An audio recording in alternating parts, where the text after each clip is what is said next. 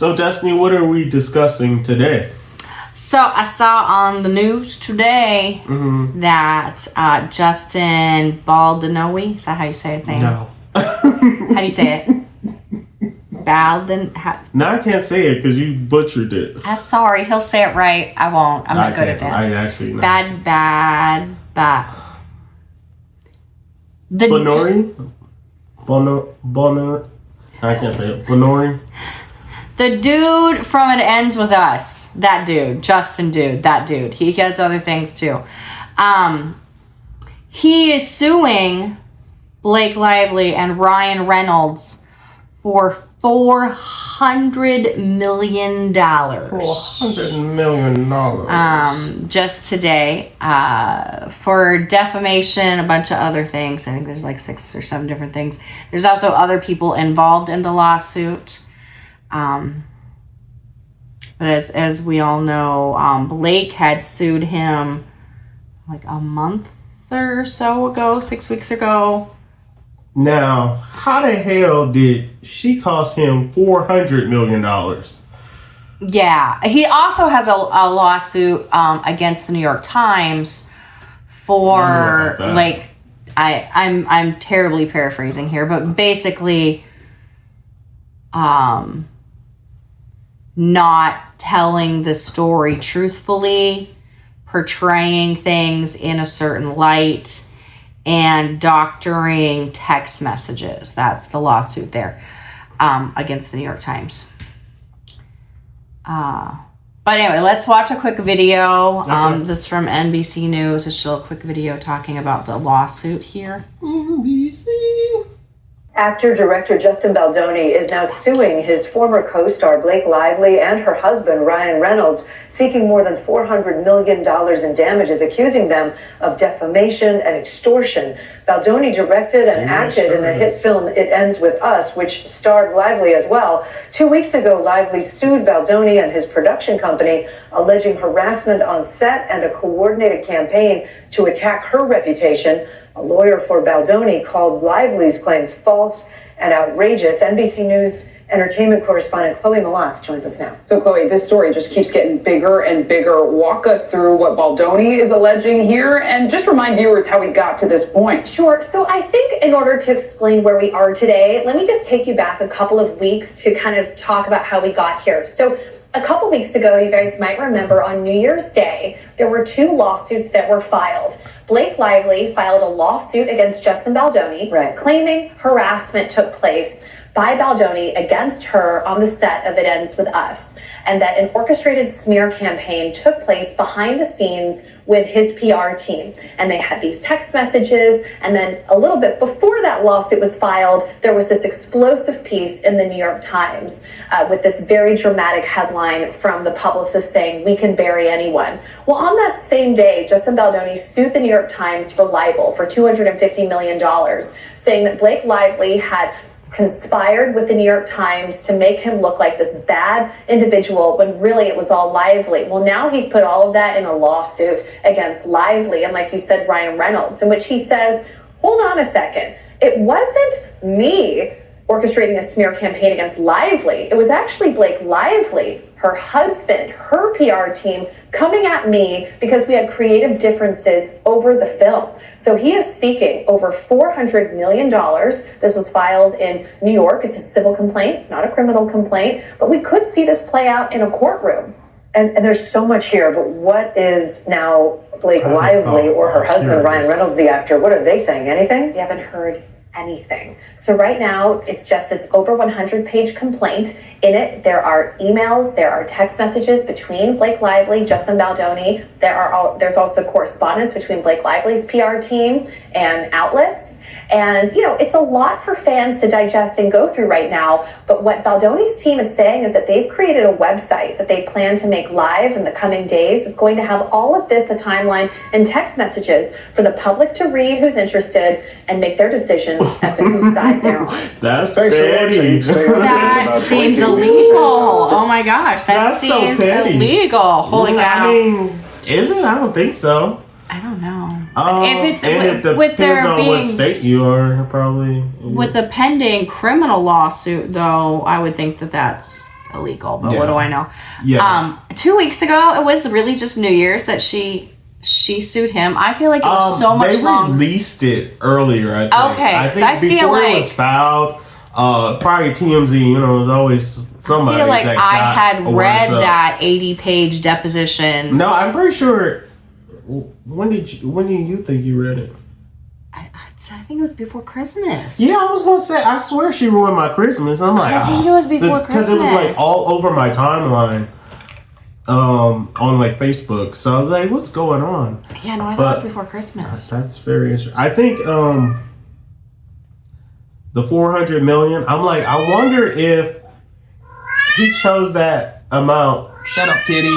Sorry, the zoo is on fire. Not literally. The zoo is unhinged. That's...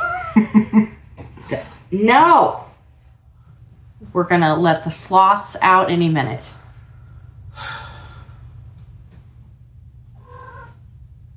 Are you done? You time out, mister. A little back talking. Okay, sorry about that, guys. What was I gonna say? As I was going to say, I wonder did he pick like 400 million based on because the movie was very successful, and I'm pretty sure the sequel is dead now. So it's like you killed my sequel to my movie. I didn't know there was going to be a sequel. I haven't seen it. Clearly. It was successful. There's a couple books. I don't know how many books it is. I know there's at least another book in the series. Okay. So when, Hollywood, when something's successful, of course they're going to make a sequel if Beat the there's dead horse. material. So I wonder if he's like, look, this is the money that Could have been.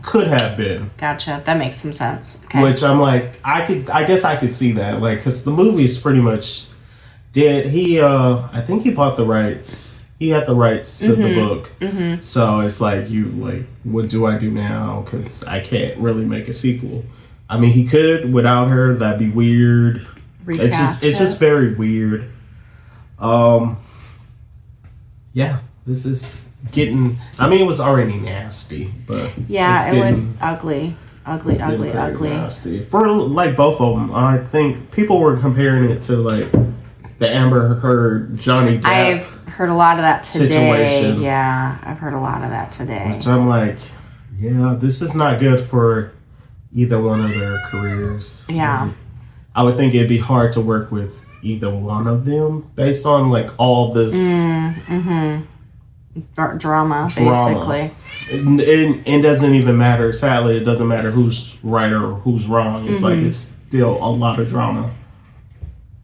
Well, and it could be, make or break careers. Your reputations can be ended in these types of situations.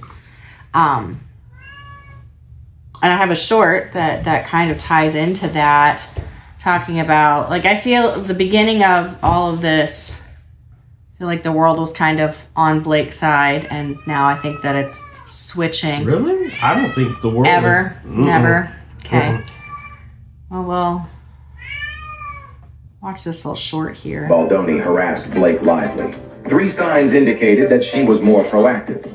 Initially, Blake Lively only accused Justin Baldoni of defaming her reputation. Recently, she has listed dozens of allegations against him. For example, Baldoni had lived a kiss with Blake Lively in a movie. He entered her trailer without permission while she was breastfeeding her baby. However, people started to find the whole situation suspicious. First, how did Baldoni bypass Blake Lively's bodyguards? If he had harassed her, why didn't she interrupt the filming? Second, Blake Lively didn't distance herself from Baldoni during filming. Some videos reveal that she was directing Baldoni on set. She also had her arm around his waist, and Baldoni didn't seem to enjoy it. Finally, Baldoni isn't interested in Blake Lively. Blake Lively's posture on set was very rude, and she was wearing a strapless dress. Yet Baldoni doesn't glance at her once. No wonder no one believes Justin Baldoni harassed Blake Lively. I don't think it. Well, I didn't read the. You read the lawsuit. I didn't feel like she said like, "Oh, he was into me." I feel like it was harassment. Like he body shamed her. Like he was being inappropriate with like her like breastfeeding and like not giving her space. He was talking about like a porn addiction, I guess, and like being overly sexual. Yes. Not having closed studio during intimate scenes that were being recorded, improvising without like those types of scenes without having conversations ahead of time. So I don't know. This is portraying like different. She was whatever. Which I just thought it's a different take on a situation, right? Another thing that's being said is that Zoo is. If it's not one animal, it's the other. Zoo was unhinged today. It was a full moon, so.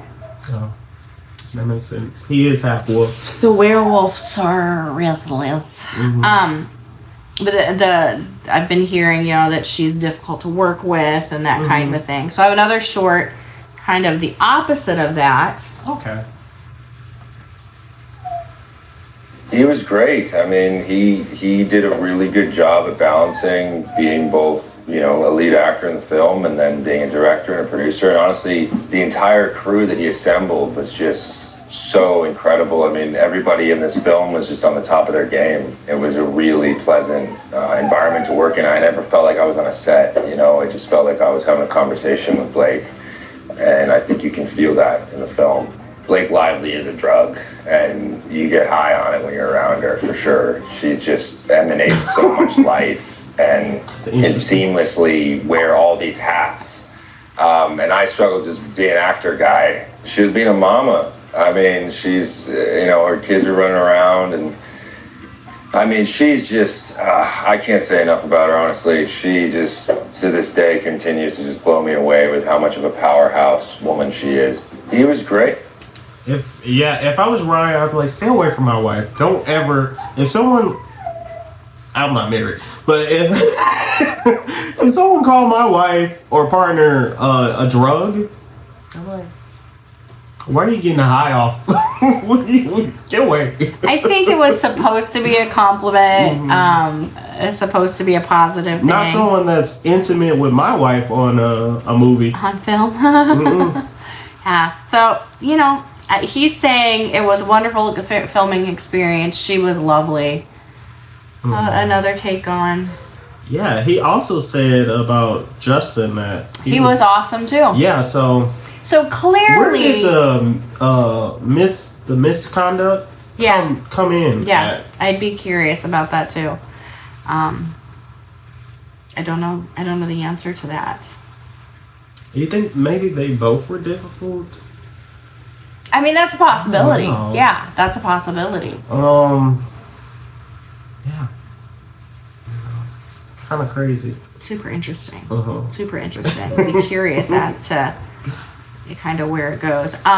He's suing not only Blake Lively, but also Ryan Reynolds in this lawsuit that was posted. I'm not sure what the right word is today. For bullying him. He also is not suing another person, but definitely named dropped in part of the litigation another big name. And it would be Blake's bestie. Not Taylor. Miss Taylor. Here we go. You gotta be swifter than that. Bringing Taylor Swift into his legal battle. Perfect. The Grammy winner appears to be mentioned in the $400 million countersuit filed by Justin January 16th. Why does she sound like Taylor Swift? Is this Taylor? Co-star Blake Lively and her husband Ryan Reynolds, as well as publicist Leslie Sloan. Justin's filing, submitted to the Southern District of New York Court, comes nearly a month after Blake sued him for allegedly sexually harassing her on the set of the 2024 movie. In the countersuit, the director alleges that he felt pressure from Ryan and Blake's, quote, mega celebrity friend to let the Gossip Girl alum take more ownership of the film's script. The voice is throwing me. It sounds like Taylor Swift. A significant rooftop scene where Blake and Justin's characters first meet. Justin says in the docs that Blake's version, quote, dramatically differed from what had been written originally, but that he thanked Lively for her passion and diplomatically told her that the scene would likely end up being somewhere between the original version and Lively's version. The 40-year-old then seemingly confirms that Taylor was the previously referenced mega celebrity friend of Blake and Ryan's in screenshots of texts included in the lawsuit. With Justin messaging Blake, working on rooftop scene today. I really love what you did. It really does help a lot. Makes it so much more fun and interesting. And I would have felt that way without Ryan and Taylor. You really are a talent across the board. Really excited and grateful to do this together. In additional screenshots of their conversation, Blake appears to refer to her husband and pop star BFF as her, quote, most trusted partners, telling Justin that she felt confident sending her edited version of the script to him because they had already signed off on it. The mom of 4, who shares daughters James, Inez, and Betty, as well as son Olin with the Deadpool actor, then divulges to Justin that Ryan and Taylor have encouraged her to be more assertive. Writing, they also know I'm not always as good at making sure I'm seen and utilized for fear of threatening egos or fear of affecting the visa process. They don't give a about that, and because of that, everyone listens to them with immense respect and enthusiasm. Blake then compares herself to the Game of Thrones character, the Dragon Queen herself. Do we have proof of all this? Is this actual, like, to Justin, if you ever messages? get around to watching Game of Thrones, you'll appreciate that I'm Khaleesi, and like her, I happen to have a few dragons. For better or worse, but usually for better, because my dragons also protect those I fight for. So really, we all benefit from those gorgeous monsters of mine. Justin alleges in the docs that he felt the quote, message could not have been clearer, and that he was not only dealing with Lively, but would also be facing Lively's dragons, 2 of the most influential and wealthy celebrities in the world, who were not afraid to make things very difficult for him. Going on to state that describing the situation as difficult turned out to be a gross understatement, adding that Blake, quote, began altering the script daily, which caused issues with the shooting schedule and placed significant stress on the production crew, as well as financial strain on his production company, Wayfarer, the studio behind the film. E-News has reached out to reps for Blake, Ryan, and Taylor, but hasn't yet heard back. Isn't that interesting? Yeah, that's what I said. It's not very cut and dry. It's not. Even just this little news clip from E-News, the alleged text message, what she read wasn't even the whole clip of the picture that they snippet in the video. So it's just like everyone out of context and pieces too. You can take anything and change it into something else. Yeah, but I mean, it goes both ways. It does. It does. I don't know. I don't have a dog in the fight, but I don't know exactly. It's very like a lot of gray area that I don't really. And I feel at this point in the situation, it's just making money for everybody, right? It's publicity across the board. It's not good though. It's not good. No, like they say, I can't say the word either. Publicity. Publicity. That's a hard one. I know. We struggle. Not all is good. I mean, they say it's all but good. No. Not for actors. I think it's all good. Right at this juncture. Like, can it get bad? Yes. Right now. This right here, because, I don't have any connections, but I know people that work in the industry. It's people like that will be like, suggest things and push their weight around and be like, hey, I think you should change this scene and this scene because it makes me like look better, or you didn't flesh this out enough. When you have a director and you have a script writer, it's like Well, if you're trying to change every other scene, it's like, that would be annoying to me. It would be annoying. But I also could see, like, oh, hey, I'm uncomfortable with this. What if we do this? And the person's like, oh, yeah, that's a great idea. And they build on it. And then you feel comfortable being like, oh, hey, what about this? You know what I mean? And hey, what about this? If you talking to me about some damn dragons and one of them is Taylor Swift, I'm like, are you trying to intimidate me? I want it full. I want to read the whole thing. Yeah. I want the whole thread. Like, I feel like that could be out of context. It seemed weird in that context. I don't know. I've heard Taylor's hard to shake off. Speaking of Taylor, one more short. My Lord. Been feeling every day. He wrote a whole song, friends. This is fantastic. Keep going. I read all of that. That was great. I loved it. One more little short to tie up our finish off here.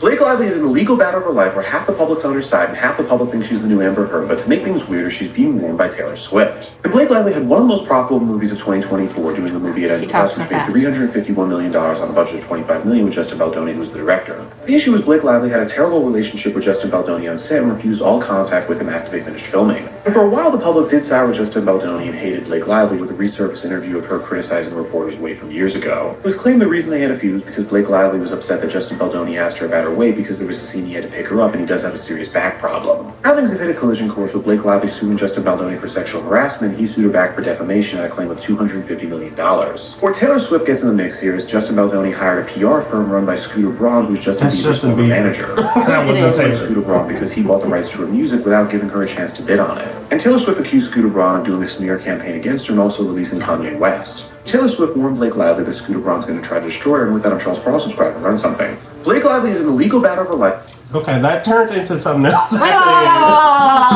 He talks so fast. Yeah. I didn't know Scooter Braun had his finger in everything. Yeah. I found that interesting. But what an interesting chess game that is happening. Yeah, and you didn't even play like the Ryan Reynolds part, which I think is so funny. I mean, it's so petty if that's true. I did watch that today. I did watch a short of that today, and I was going to include it in this episode, and I kind of forgot. Yeah, I was like, maybe we'll have a part that character two. is based. I'm like, that's hilarious. I think that's hilarious, but. Yeah, this is really like some petty, nasty stuff. I don't know. Yeah. I don't know who should win, who should lose. I feel like they're both losing right now. Well, and I'm sure in the days to come we'll probably hear more. So that's why, like, you know, I'm not an actor. I'm not a director, but I don't know. I just feel like it's hard when like someone is a director and an actor in a movie. At the same time. Because there's no oversight. You are the oversight. Mm-hmm. So it's like, you know. Well, and producer. He was actor, director, producer, and he owns the rights to the material. Mm-hmm. That's a lot. That's a lot. That's a lot. And maybe that's why Blake Lively mentioned her dragons, because she's like, look, you're not about to like bully me on set, you know. Right. Yeah, I don't know. So interesting. I'm sure there'll be more to come, days to come. We'll do an update, a follow-up later on, but there's your news of the day, my friends. Yeah. Until the next time, shake it off.